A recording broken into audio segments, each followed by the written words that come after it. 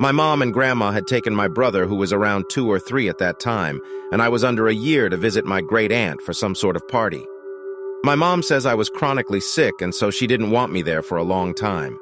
My mom, grandma, great-aunt, and everyone else had been mingling while my brother played in my cousin's room. They were there for a couple hours doing routine checks on my brother.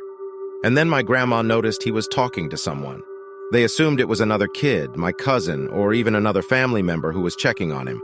But when she went to check on him, there was no one there. Of course, toddlers like to talk to themselves while playing, coming up with imaginary friends and such. My grandma playfully asked who he was talking to, and he replied, "His name is Reem and he's blue.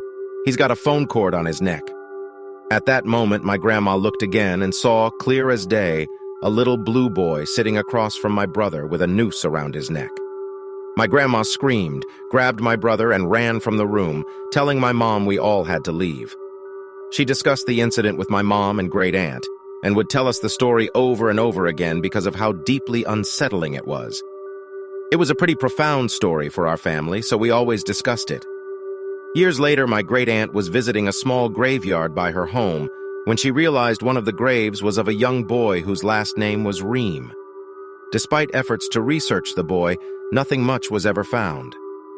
I always feel sad when I think about what may have happened to him. When reading this to my mom, she told me that my brother drew a photo of the boy in school a few years after the encounter, and it freaked his teacher out. She says she kept it, and that she'll try to find it if she can.